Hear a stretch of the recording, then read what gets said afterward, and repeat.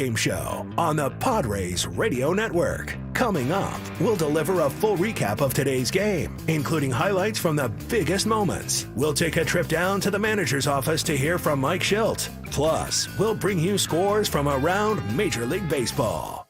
The Padres Postgame Show starts now on the Padres Radio Network.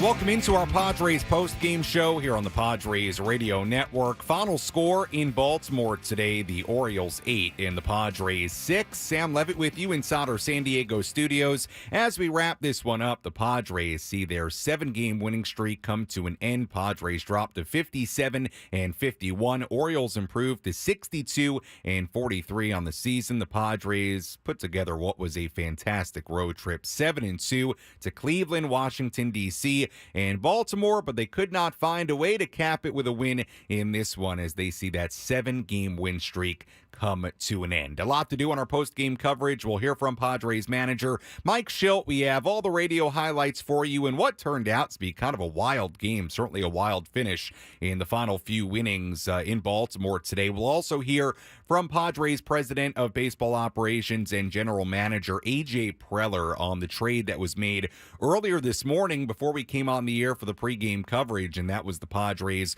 trading for right-handed reliever Jason Adam from the Tampa Bay Rays. They did have to pay a pretty big price, giving up prospects right-hander Dylan Lesko, outfielder Homer Bush Jr., and also catcher J.D. Gonzalez. We'll talk plenty more about that as we go along here, but a couple of thoughts for you before we get to the radio highlights and much, much more. The good from today was this, really two things.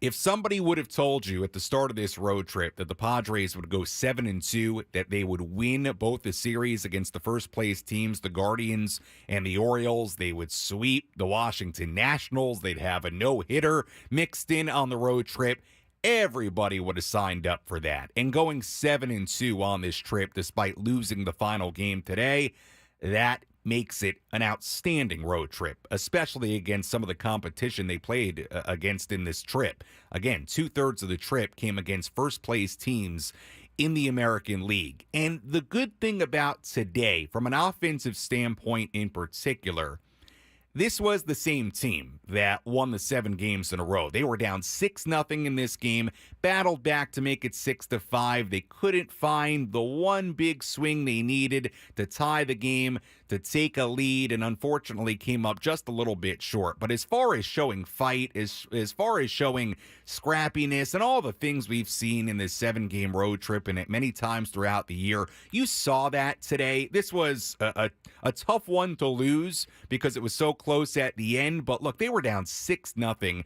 Came back to make it a 1-run game. They needed that one more swing, that one more big moment, and they couldn't quite get it here today. So that is the good from today. Number one, you go 7-2 on the trip. That's nothing to complain about. And number two, from the offensive standpoint today, and just a fight, grit, toughness standpoint today, this was the same team we've seen for the last week. They just didn't end up winning the game against a really good Orioles team. So that's the good from today.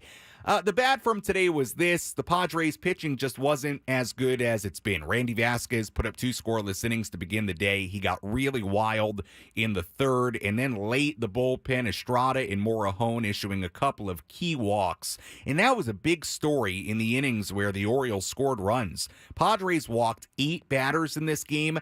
5 of those walks came into scores. So the early issues with Vasquez, that ends up being a 6-run third inning. Padres were down 6-0. They had to battle all the way back to make it a 1-run game.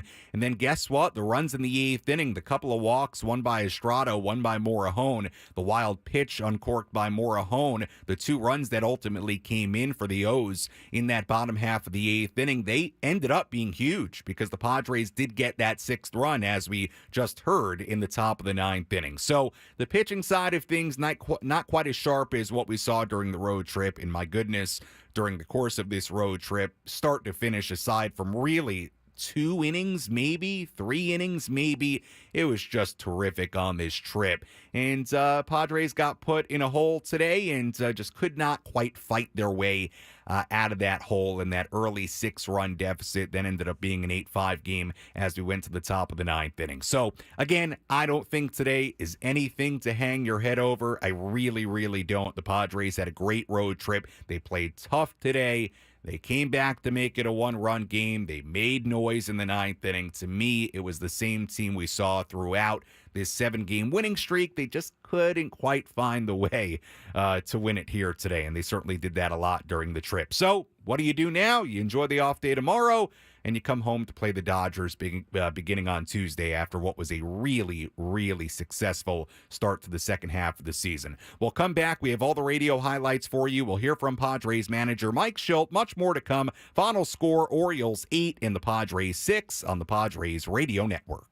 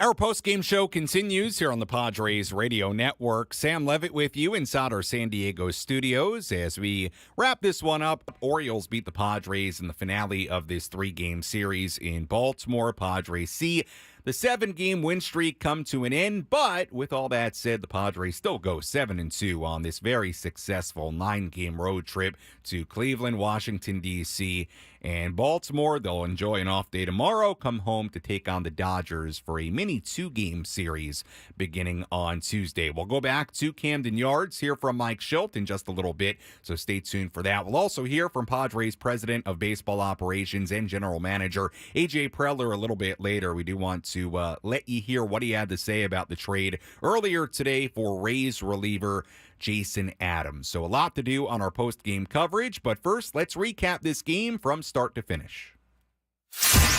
What moments had the biggest impact on today's game? We'll paint you a picture with our game recap on the Padres Radio Network. Both starting pitchers were solid early. Albert Suarez put together 3 scoreless innings to begin his day for the Orioles. Randy Vasquez threw 2 scoreless innings to begin his day. That brought us to the bottom half of the third. Vasquez issued a walk, then a single, then a walk. That loaded the bases. He walked Gunnar Henderson to bring in the game's first run. It was 1-0 Orioles. Ryan O'Hearn was next. First pitch to him, swung on, hit in the air left field. Profar in and towards the line, long run, can't get there, drops down a fair ball. Cowser has scored. Santander will stop at third base as the throw comes in. Everybody had to kind of wait and see if it was going to be caught. But O'Hearn goes the other way, dumps it in, and a 2-0 Oriole lead here in the third. The Orioles were far from done as Ryan Mountcastle dug in. Here's the pitch. Mountcastle swings, lines it over Cronenworth into right field, base hit. Santander has scored. They're going to wave Henderson. Throw from Peralta's up the first base line. A 2-run single for Mountcastle. 4-0 Orioles in the third, and still nobody out. That was it for Randy Vasquez. Enyel De Los Santos came in. He got the second out, but then gave up a 2-run double to Cedric Mullins. That gave the Orioles a 6-0 lead. It stayed 6-0 until the top of the fifth. Padres got it going against Suarez. Jackson Merrill hit a leadoff double. David Peralta reached on an infield single. Next up was Ha-Seong Kim. As Kim hits this one in the air down the left field line. Cowser not going to get there. That's a fair ball, and it drops down. Merrill scores. Peralta's on his way to third. Safe as the throw comes in. Second double of the inning for the Padres, and a 6-1 game here in the fifth. So the Padres making a little bit of noise. Kyle Higashioka followed. Higashioka swings, lines it towards Henderson. He can't make the catch, and it's into left field. Peralta comes in to score. Kim goes to third, and it's a 6-2 game. Padres then scored another run on a double play ball off the bat of Luis Arraez. Kim scored from third base on the play. A 3-run top of the fifth inning. Padres trailed 6-3. Alec Jacob came on for the bottom half of the fifth. He threw a scoreless inning. In the bottom half of the inning, Orioles reliever Jacob Webb went back to work. In the top half of the sixth inning, Orioles reliever Jacob Webb went back to work. Again, Padres down 6-3. Manny Machado led off with a single. The red-hot Xander Bogaerts was next. 1-1 pitch hit in the air to deep left field. Cowser going back, still going back by the big wall. Looking up, gonna go! Home run, Xander Bogaerts! Over the big fence in left. A 2-run shot, and now a 1-run game. This team does not go away. Xander's first home run since May 13th from before he was on the IL. Jacob then threw a scoreless bottom half of the sixth inning. Jurickson Profar was hit by a pitch to put the tying run on base in the seventh inning. Then a great catch by shortstop Gunnar Henderson, running out a pop-up into center field to end that inning. Jeremiah Estrada worked around a couple of base runners in a scoreless bottom half of the seventh inning. We still had a 1-run game. Orioles leading 6-5. Meanwhile, the Orioles had another fantastic defensive play to start the eighth inning. Manny Machado hit a laser to center. Cedric Mullins went back and made an outstanding leaping catch on it, took an extra base hit away, and also took the Padres away from getting the tying run on base, and in all likelihood into scoring position with nobody out. Padres did not score in that inning against Sir Anthony Dominguez. Estrada stayed on for the bottom half of the eighth inning. He issued a 1-out walk. Adrian Morejon came in. He struck out the first batter he faced, but then issued a 2-out walk. Morejon then threw a wild pitch to move the runners up to second and third. That was costly because Ryan Mountcastle was at the plate. Here's the 1-1 pitch. Swung on, hit hard on the ground, through the left side, and a base hit. Santander has scored. Rutschman's on his way. A 2-run single for Mountcastle, and now an 8-5 lead. With Orioles closer Craig Kimbrell unavailable, the Orioles went to their setup man, Yennier Cano, for the save opportunity, trying to lock down an 8-5 Orioles lead. David Peralta reached on an infield single. He went to second on another throwing error from Gunnar Henderson, his fourth error of the series. Ha-Seong Kim reached on an infield single. Luis Arraez reached on a bloop single to load the bases. So the Padres all of a sudden had the bases loaded for Jurickson Profar. The tying runs on base. Profar the go-ahead run. 2-2 to Profar. Pitch on the way. Jurickson swings, bounces it over the mound. Charged by Henderson near the bag. Steps on second, and a hard slide by Wade. What are they going to call? Wade, I think, is going to be called for interfering on the defensive play, and that's going to be a double play to end the game, which the Padres will obviously challenge. After review, the call on the field is overturned. There is no violation of the slide rule at second base. The runner will be placed at first, third, and score. So, again, Tyler Wade initially ruled out at second base on slide interference. It was the right call, the overturn was, because Wade had already completed his slide, popped up at second base. So, at the end of the day, the call was overturned. It was out number 2 at second base, but no double play for the Orioles. Padres had made it an 8-6 game. On that play, a run came in to score in the form of David Peralta. So here was the situation. Padres still trailing 8-6. Ha-Sung Kim at third base. Jurickson Profar at first base, the tying runs. It was Jake Cronenworth at the plate, the Padres' final chance. He represented the go-ahead run. And a 2-2 hit hard, but right to the second baseman. Westberg, his throw to first is in time, and the ball game is over. Padres made it interesting all day long, but they could not quite come all the way back. And the 7-game winning streak comes to a close, but still a phenomenal road trip by the Padres, who take 2 out of 3 in Cleveland, sweep a 3-game series in Washington, and take 2 out of 3 here in Baltimore.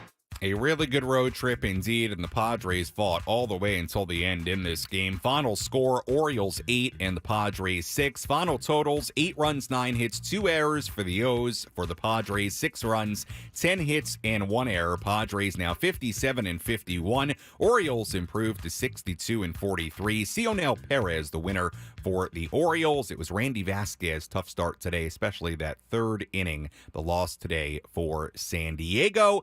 Tough one, and good I mentioned in the recap, just the defense by the Orioles. Now, Gunnar Henderson had a very tough defensive series. He also made a great play in that 7th inning to make the catch on a deep pop-up into shallow center. If that drops in with the runner in motion from first base, that pop-up, if it dropped in, it might have tied the game. And then Cedric Mullins made an outstanding catch in center field to take an extra base hit away from Manny Machado to lead off the 8th inning, a situation where the Padres could have had the tying run in scoring position with nobody out. So look, the Padres fought really hard. They made it really interesting after being down 6-0. And tip of the cap to some of the Orioles' defensive plays today. And Padres just could not find a way to come back and win this one. Let's go back to Camden Yards. Here's some post-game reaction from Mike Shildt. Let's pull up a seat in the manager's office and hear from Padres manager Mike Shildt. Presented by Sinley Food. Spice up your culinary life. Mike, kind of regardless of how it ended, how do you just sum up this trip and what the last 10 days have been like for you guys? Yeah, I mean, hard to sum it up now, it's just a lot invested in today. But it does dovetail into some thoughts I have. Listen, we're at the tail end of a long trip. Played well, clearly. I just love this club's hunger, regardless of circumstance. Could easily, the last day of a 10-day trip with, that's very fruitful, said, we've got ours, we're good, down 6-0, let's just kind of go through the motions. This group has none of that, has zero in them. And I love the fact, if you're up and you're playing well, you want more. And the hunger from this group and the competitive spirit, the admiration for what took place today. And there was not a person in that dugout that didn't think we were going to come back and win that game. And it's a really special trait. And the hunger is impressive, and a lot of respect for it. Down 6, and we get to the swing of the bat away from the 9th to take the lead, and put a test to a good club. Can you move beyond this for just a minute and just, you guys weren't in great shape. I know we've talked about it throughout the trip, but now that it is over and you're going home, you're going to face the Dodgers. How do you feel about where you're at? I felt good about where we've been at pretty much all season. So I feel good about the way the club works. I love the way it looks to continue to compete, get better, continue to get closer, tighter. Everybody's improving individually, collectively, put the sum of the parts together. Like I said, the heart of the competition along with the execution of their performance. These are two pretty special traits coupled with the ability we have on this club. And so, listen, we had a really great trip and looking forward to get home and continue to play good baseball.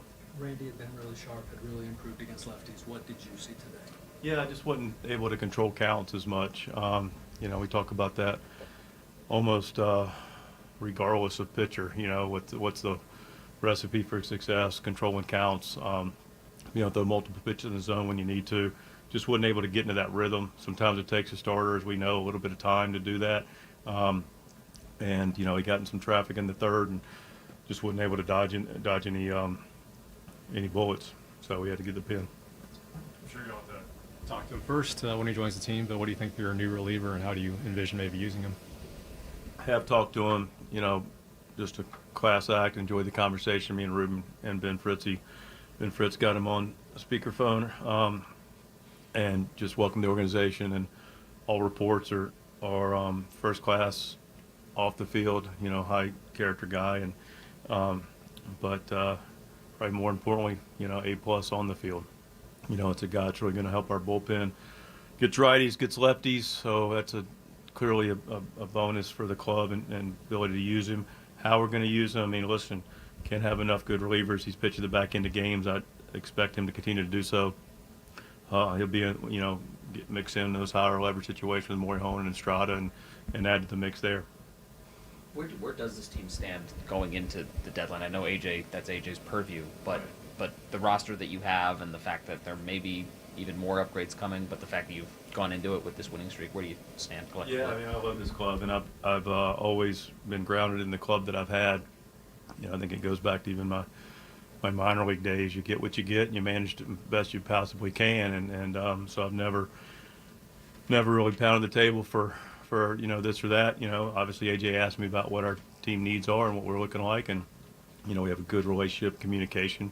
I share my thoughts, but ultimately I trust and allow him to do his job.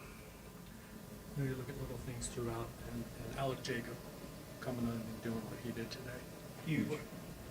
Yeah, sorry. No, I just wondered what you thought. Yeah, I mean, it was tremendous. We were down some guys. Our bullpen was short. I mean, that's the one thing about bullpen games. Then we ended up going with the opening of the series, and guys pitched well, and we were able to win a ball game because of it. Yesterday we talked about Michael getting that line drive. It's like, oh boy, we don't have the pitching to get through this necessarily. And then today, you're sitting there, and without mentioning names, we got some guys that are down, and so we had to have guys push a little bit. I give Dalo credit too. I mean, this guy finishes out the third with nobody out and goes and grabs the fourth, gets lefties, which was huge for him and us, and it was a big 2 innings, pushed him a little bit beyond, but he's rested. And then Jacob coming in, getting that fifth, and we make that push, and him going out and grabbing a clean six was huge, because now it puts the dominoes back in a little bit more, and able to use Estrada, and again, he's rested, so we pushed him a little bit more because we get into a tie game. We don't want to come up short at the end. So, but he did a nice job, and but Jacob was really good. Manuel King. Yeah, better question for him. He's got hit obviously in the head, and it got him for a minute, but initial reports are he's in a good spot, and asked him when I went out to make a change if he was doing okay, and he was ready to take that at bat. So we don't expect anything serious, but I'm sure they'll continue to make sure and be thorough with the testing. That was Padres manager Mike Shildt after this 8-6 defeat at the hands of the Baltimore Orioles. Sam Levitt back with you inside our San Diego studios. A lot of thoughts there from Mike Shildt on the newly acquired right-handed reliever Jason Adam. And you heard there a question about Manny Machado. If you missed it, what they were referring to is Manny, really a weird play. It was the bottom half of the 7th inning, a foul ball down the third baseline and towards left field. He was going towards the netting, and the ball actually, I think it hit the netting. He didn't even know really where it was, but it hit the netting, and then it hit him in the side of the head, and he was pretty shaken up by it, stayed in the game. And by the way, the at-bat he took to lead off the 8th inning. He tattooed a ball, so he certainly looked okay, but he had to be looked at for a little bit after it hit him in the side of the head with a baseball. I imagine it hurt a lot and shook him up a little bit. So that's what they were referring to there. He looked okay. Hopefully no other issues from that for Manny. But look, you heard a lot there about Mike Shildt, liking the way his team has fought and the way they clawed in this game. And look, they really did. Again, 8-6 loss, end of a 7-game winning streak, but certainly was a terrific road trip as the Padres go 7-2 on this 9-game trip. We'll step aside. When we come back, we'll talk more about this game. We'll hear from AJ Preller on the trade for Rays right-hander Jason Adam. May have some additional post-game reaction coming your way as well. As the Padres lose 8-6 in Baltimore today, post-game coverage continues after this.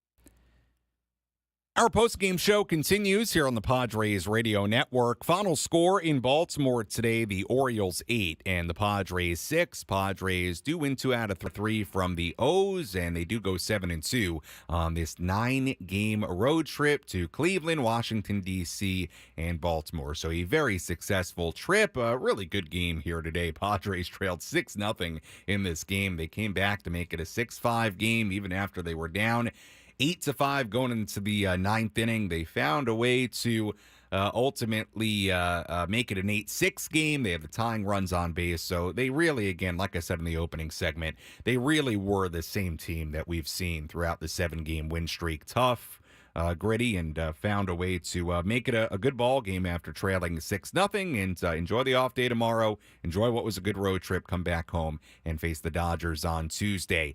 Really a bright spot out of the bullpen today for the Padres. Let's tell you who it was. Which pitcher was able to come in and slam the door shut? It's time for the relief pitcher of the game in support of the Jacobs and Cushman San Diego Food Bank, providing food assistance to local children, families, and seniors in need. To get help or give help, visit SanDiegoFoodBank.org. Our relief pitcher of the game in this one, we'll give it to Alec Jacob, who was really good in 2 scoreless innings for the Padres today. Up from AAA El Paso, he has that sidearm delivery, very deceptive. You would imagine very tough for teams to deal with the first time they see him, his first appearance in the major leagues this season. Remember, he got injured after he came up to the big leagues last year, but he actually threw 3 scoreless innings in 3 appearances for the Padres last season. So you actually look at his numbers now. 4 appearances total in the major leagues between last year and this year. He's got 5 scoreless innings, 1 hit. He struck out 9. Look, it's a very small sample size, but when Alec Jacob has been in the major leagues, the results have been good. So I'm very intrigued to see if they keep using him and seeing what they have in Alec Jacob. So we'll see. They are probably going to have to do something when Jason Adam joins the team. We'll see what they do. But Alec Jacob, very good here today. I thought very impressive. Did give up a base hit, but that was really about it for Alec Jacob. Very good 2 scoreless innings. Let's go back to Baltimore at Camden Yards inside the Padres clubhouse and hear some post-game reaction from Alec Jacob. It has felt like a long time. It's been, what, like over a year? Yeah, it's been a while, but a long time coming. Every day, all the work I put in led up to this. So. From afar, the results started to get pretty good there for a while. What's that owe to? Like, how did you do so well in such a tough place? Yeah, I mean, I think there's a lot of things that it's hard to pinpoint just one thing. You know, obviously the coaches help me, changing little small things, and also, you know, just like putting the work in every day. I think, you know, every day I'm trying to get a little bit better, and, you know, that was obviously evident in AAA. You could see I was getting better every day, and started putting up the numbers that I knew I could put up, and now we're here. That was only a couple outings last year before you got hurt, but how did that help you coming into this time, coming back up? Yeah, absolutely. I feel like getting the first one out of the way last year, getting the debut out of the way, you feel a little more settled in. And like you said, having a little bit of success helped me like come in here. I'm like, okay, you know, I've been here, I've done it a little bit, and so I know I can. So yeah, I feel like that just helped me, like having that confidence coming in, knowing that I can get these guys out because I've done it before. That was Padres reliever Alec Jacob. Very nice day for Jacob. 2 scoreless innings in his 2024 Padres debut. Like we said, had the 3 scoreless appearances last season. Then he got hurt. But good numbers at AAA this year, especially as of late. And very nice reintroduction, if you will, to the Padres bullpen here today. We'll step aside. When we come back, we'll hear from Luis Arise from inside the Padres clubhouse. Plus, a little bit later, we'll hear from AJ Preller, who made that trade for Rays reliever Jason Adam earlier today. We'll talk more about that trade here from AJ a little bit later as well. Final score at Camden Yards today, Orioles 8, Padres 6. Our post-game coverage continues after this.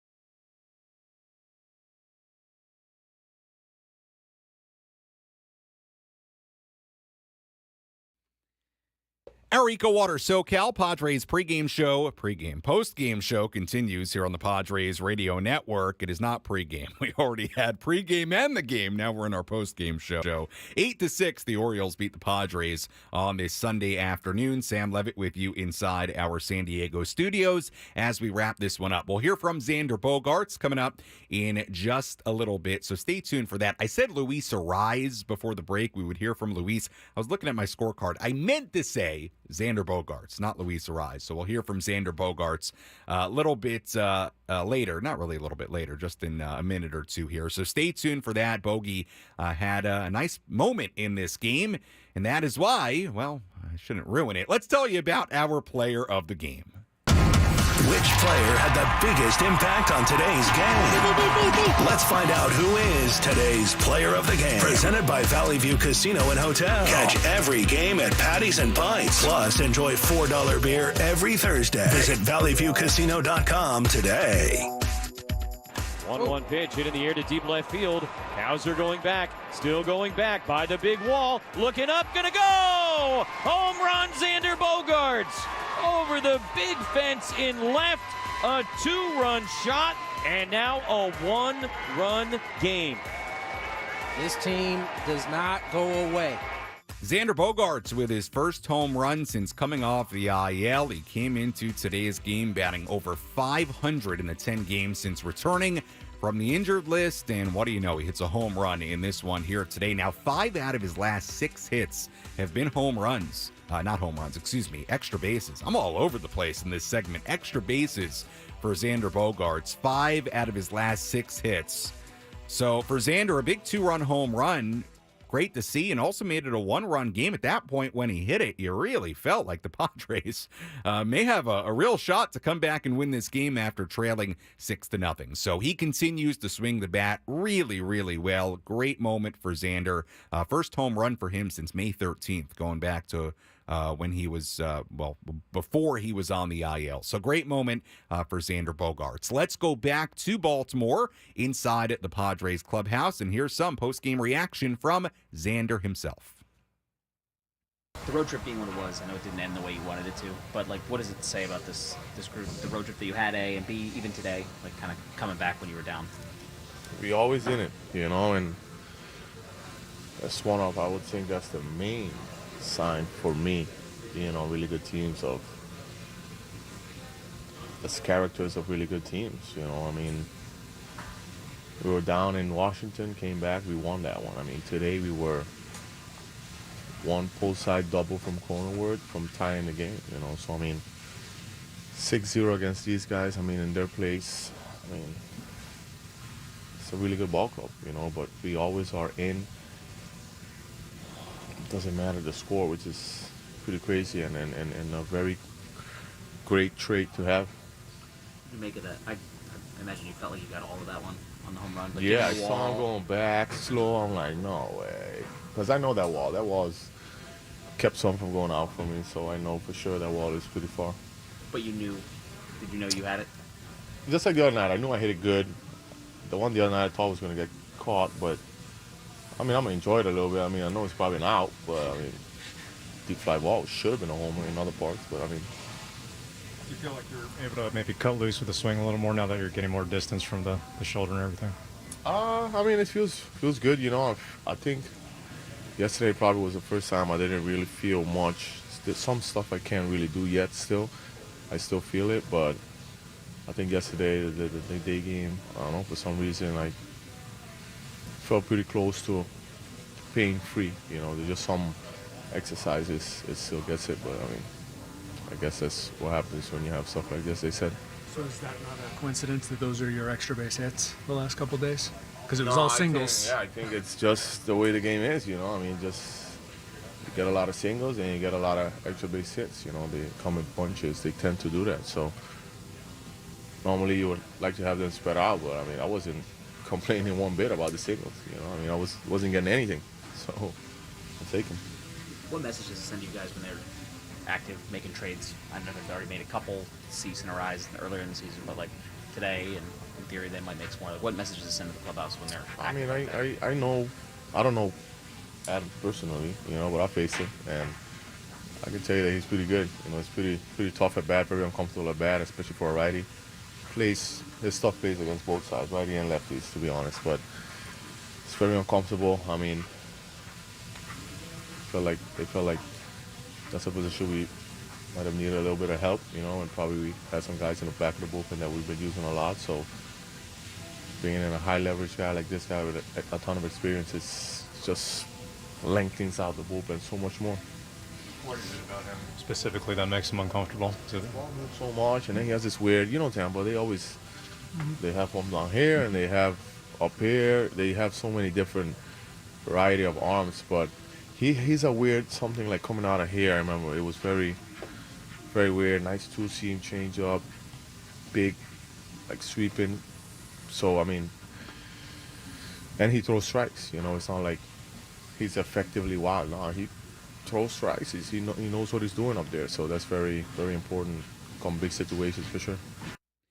That was Xander Bogaerts after today's game. Padres fall 8-6 to the Baltimore Orioles. That was Xander inside the Padres clubhouse, and really a good scouting report there from Xander on the new Padres reliever Jason Adam. We'll hear from AJ Preller about the trade made earlier today. We'll talk a little bit more about that trade during our next segment, but it's a good scouting report there. You heard Xander call it an uncomfortable at bat against Adam, so nice to hear Xander's thoughts, and I'm sure that Xander's faced him a number of times. Of course, Xander in the American League for a long time. Adam also some stops in the American League. So good to hear Xander there, and obviously a nice moment for Xander, the 2-run home run. He continues to swing the bat very, very well, and we'll see what Xander does. He finally gets to return to Petco Park, and well, I guess he did play a couple of games at Petco Park before the All-Star break, but a nice road trip, no doubt about it, for Xander Bogaerts. Let's take a full look at the out-of-town scoreboard.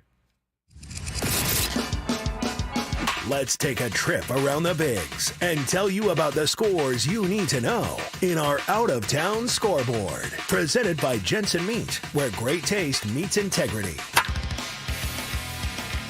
Cardinals beat the Nationals 4-3 in St. Louis. Paul Goldschmidt, a walk-off home run in that game for the Cards. Mariners beat the White Sox 6-3 in Chicago. Cal Raleigh hit a home run in that one off Garrett Crochet, who, if he is traded by the deadline, this will be his final start in a White Sox uniform. The White Sox are 27-81. They have 27 wins. It's almost August. My goodness. Brewers beat the Marlins 6-2 in Milwaukee. Jackson Chourio, 11th home run of the season in that one. Dodgers beat the Astros 6-2 in Houston. Gavin Lux, a 2-run home run in that game for LA. Cubs beat the Royals 7-3 in Kansas City earlier today.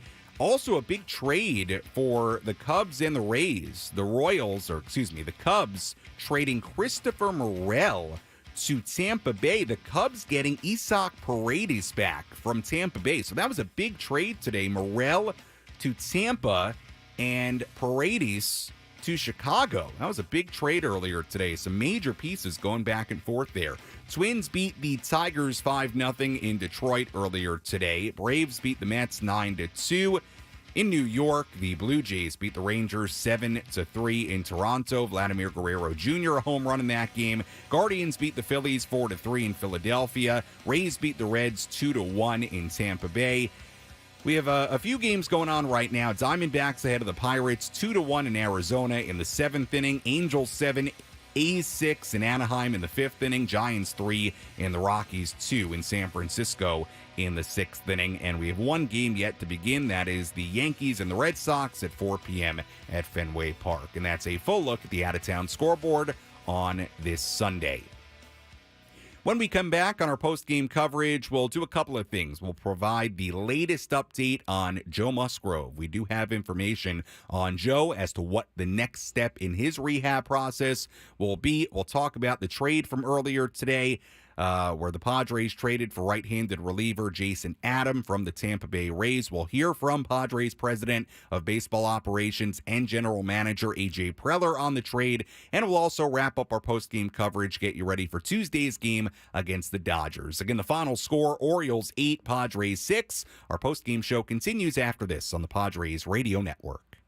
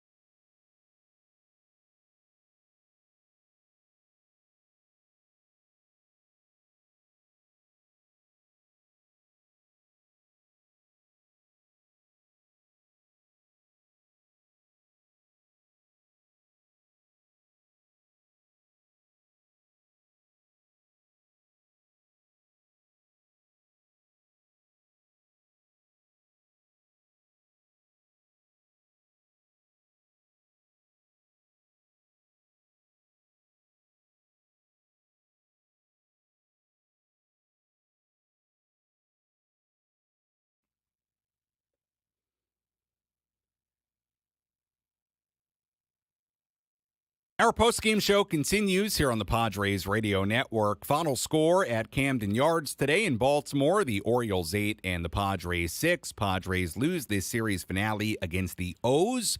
Padres do see the 7-game win streak come to an end. They do go 7-2, though, on this 9-game road trip. So a very good road trip. Not very good, great road trip, really, for the Padres. They'll have an off day tomorrow, come back home to take on the Dodgers on Tuesday. We'll have much more on that game coming up in a little bit. Every Sunday is Military Sunday, and we want to take time to recognize and thank all military members for their amazing dedication and service. San Diego County Toyota dealers, proud partners of the Padres, are honored to support San Diego's military community.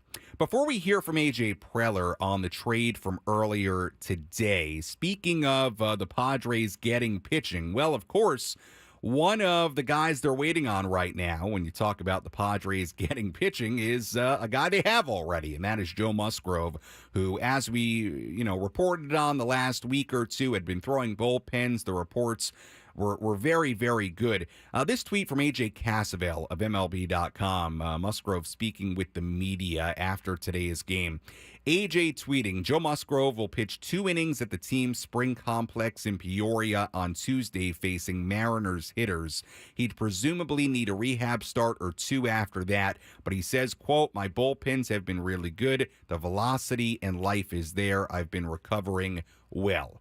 So that is the latest update on Joe Musgrove. He will pitch 2 innings in Peoria on Tuesday against Mariners hitters. So that falls in line with what we were reporting earlier this week, which was that he would either have a rehab game in the minor leagues somewhere or pitch more of a simulated type game in Peoria, and turns out he will go to Arizona. But that's a great step.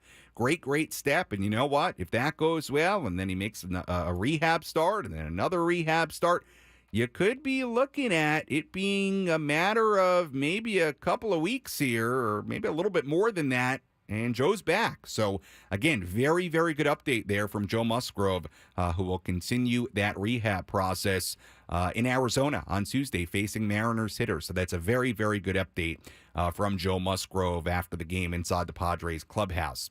All right, the big news of the day before today's game was obviously the Padres making a big trade. That was for right-handed reliever Jason Adam from the Tampa Bay Rays. Adam, very good numbers with Tampa Bay. Big-time swing and miss stuff. We just heard the scouting report from Xander Bogaerts in our previous segment. Xander's faced them a number of times.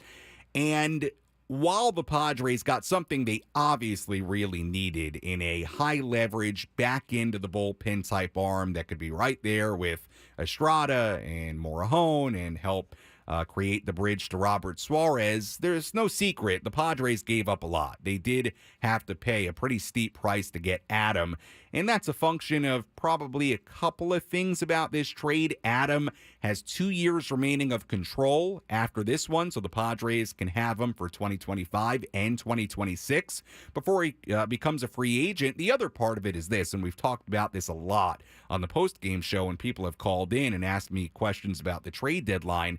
It's a seller's market right now. There are more teams looking to buy and not as many teams looking to sell.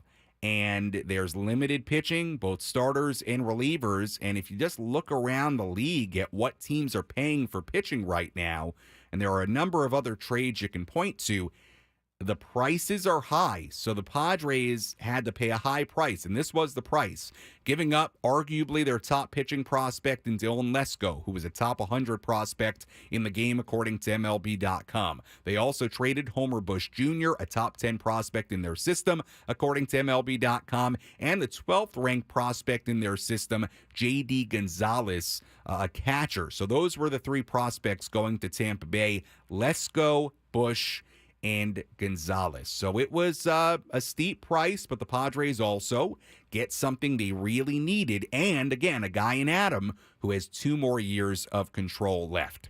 AJ Preller, during today's game, spoke with the media. We have that audio for you. AJ first talked about, and I want to make sure I cue this up right. AJ first talked about the potential of, AJ, the first clip we'll play here, let me just make sure I get it right here. AJ, in this clip, discusses today's trade, for Adam and the package of prospects that the Padres sent to Tampa Bay?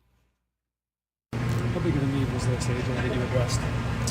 Yeah, I mean, I think we've looked at it. We've been talking about it for for a few weeks, evaluating our team, and we identified bullpen depth and just getting somebody that can pitch really in a bunch of roles, but leverage roles towards the back of the game. We felt like that was a real need going into this deadline, and I think Jason's going to help us for sure. And what does the price that you paid reflect about the market? Yeah, I mean, again, I think it's, obviously every year is different. We have our evaluation system about what fits and what works, and how we feel like we're obviously looking at our current team, and I think also with Jason, part of our decision, you get him for this year and also future years. So he fits really well on our current team. I think he also fits really well over the course of the next few years with our roster. You gave him some guys that the organization thinks pretty highly of. Is this just to get talent and one of those kind of situations? Yeah, no, I mean, you're not going to get, performers like Jason Adam without giving up, good prospects. I think we understand that. So, obviously think highly. Dylan Lesko is a first-round pick. He's got tremendous stuff. Kind of first year back from Tommy John, so he's kind of figuring it out from a command standpoint. But he's another guy, great makeup, works hard, like a real talent. Expect him to do very well, in Tampa. Same thing, J.D. Gonzalez, you have a young catcher that's, one of the younger players in the Cal League. And obviously, like a defensive catcher with a big arm that's, continuing to learn from an offensive standpoint. And, I think that's, Homer Bush, who was doing good things, really good defender, and continues to grow with the bat. I think all three guys are they're great makeup, great personalities. Our scouts did a great job identifying those guys, and they're guys that teams have asked a lot about. So I think credit to our scouting and development department, but you've got to give up good players to get good players, especially guys that have control and have been performing, amongst the better relievers in the game over the last few years. That was AJ Preller, Padres president of baseball operations and general manager, talking about the trade made earlier today. And I know towards the end there it was a little hard to hear, but he said, quote, "You've got to give up good players to get good players, especially guys that have control and have been performing amongst the better relievers in the game over the last few years." And again, to me, that's what this trade comes down to. I'm not saying it wasn't a steep price. It was. It's a lot for a reliever. And look, Dylan Lesko's got a world of talent. For all we know, he's going to be an ace for the Tampa Bay Rays. But you want to get good guys, especially in this market, and make your team better and do it without giving up guys by the name of Salas and DeVries. Well, guess what? You're going to have to give up a lot in this market. It just is what it is. One more clip here from AJ. Preller discusses the potential of the Padres adding a starting pitcher, the team's internal starting pitching options, and also he's asked about the status of Yu Darvish. Here's what AJ Preller had to say. How important is it you get a starting pitcher? I mean, again, I think we've had some great starts, with Cease and King and Vasquez, and obviously Waldron here. We feel like, Joe, and we'll kind of see where the Darvish situation lands out, but, we'll keep talking. I think, again, you want to round your team out. We're still in conversation. We feel like we have internal options that we like. Mazer coming up the other day and battling through, and again, like getting us in position to get a win. Johnny Burrito, we've got some guys that we feel good about from that standpoint. We'll see what's on the market here in the next couple of days and keep listening. How much clarity have you gotten with Darvish, and do you think it's still possible he can return this season? Yeah, I mean, again, trying to give him his space and kind of respecting his process and where it's at. We haven't closed the door on anything. I think, ultimately, going to keep, checking in. I have a conversation with you every few days and just kind of see where things are at. And from that standpoint, I think he's let us know that when he feels like he's in a spot from a personal situation that he can put his attention back on the team. He'll go from there with it. We're just respecting that, honestly. So that was AJ Preller earlier today talking about the trade for right-hander Jason Adam, and you heard the latest update there on Yu Darvish, who is currently on the restricted list. And be sure to tune in tomorrow morning, Ben and Woods, bright and early, 6 a.m. I know that Ben and Woods will talk plenty about this road trip, this series in Baltimore, and also obviously about the Padres trading for right-handed reliever Jason Adam from the Tampa Bay Rays. Back to today's game. Padres fell 8-6. Again, the Padres trailed 6-0 in this game. They made it 6-5, but when you look at the totality of this game, one of the really important parts of it was that the Orioles found a way to score a couple of runs in the 8th inning and extend that lead. The way they did it, that's today's play of the game. What was the crucial play that determined who came out on top?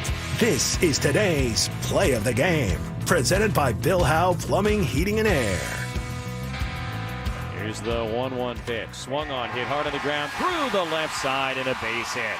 Santander has scored. Rutschman's on his way. A 2-run single for Mountcastle, and now an 8-5 lead.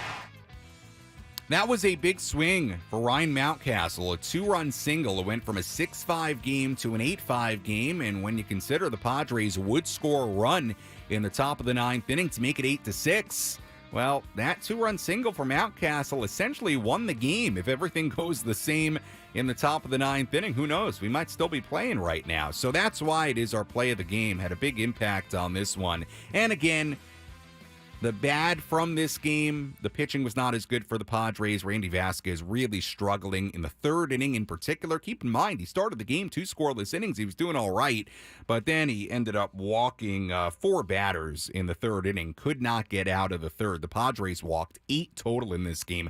5 of those walks scored a run. But again, just to round it up here today, the good news, Padres, number 1 today during this game. They played like the team they've been during this 7-game win streak. I mean, they almost won the game. They almost came back to tie it after being down 6-0. Offensively, they showed exactly what they've been now for a while, and that was great to see. So you feel good about that. And again, if somebody would have told you that they would have went 7-2 on this road trip, especially after losing the first game in Cleveland of the trip, I think everybody would have signed up for that. It's been a great start to the second half, and now the Padres come back home. Before I tell you about that series against the Dodgers beginning on Tuesday, just a special shout-out to our guy Nick Danucci, who we had some very good pre- and post-game audio throughout the pre- and post-game shows this weekend in Baltimore. Our guy Nick Danucci working hard at Camden Yards, grabbing that audio for us. So great job, Nick, on the East Coast in Baltimore, helping us out on our pre- and post-game coverage over the weekend.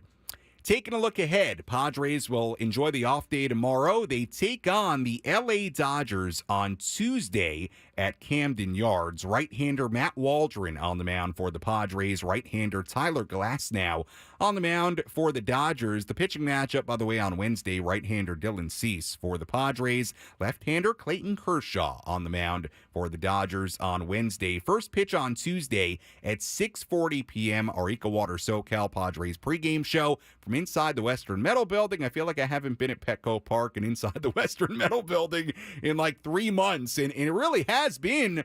It's been like 3 weeks, almost 2.5 weeks. So looking forward to getting back to the Western Metal Building. Again, first pitch on Tuesday at 6:40, pregame coverage at 5:40. And I do want to tell you, get there early if you're going to the game on Tuesday, because they are planning to have a ceremony before the game on Tuesday honoring Dylan Cease, who threw the second no-hitter in Padres franchise history on Thursday in D.C. So if you're going to the game on Tuesday, be sure to get there early. As always, if you missed any of our post-game coverage, you can go back and listen to any or all of it on the Inside San Diego Baseball podcast with Sam Levitt, available on the Odyssey app or wherever you find your podcast. You can also go on the 97.3 The Fan YouTube channel and watch any portion of our post-game show there as well. Taking a look at the final totals in this one here today, the series finale in Baltimore. For the Orioles, 8 runs, 9 hits, 2 errors. They left on 10. For the Padres, 6 runs, 10 hits, 1 error. They left on 6. Winning pitcher in this game, Cionel Perez, who improves to 2-0. Losing pitcher, Randy Vasquez, who drops to 3-6. And the save goes to Yennier Cano, his 4th of the season. Time of game at Camden Yards, 3 hours and 19 minutes. And the crowd, 38,411. Once again, the Padres back home on Tuesday. First pitch against the Dodgers at 6:40. We'll be on the air at 5:40 with our Eco Water SoCal Padres pregame show. Until then, for our great studio coordinator, Frank Marchese, I'm Sam Levitt saying so long from inside our San Diego studios. Again, the final score today, the Baltimore Orioles 8 and the San Diego Padres 6. We'll talk to you on Tuesday from Petco Park on the Padres Radio Network.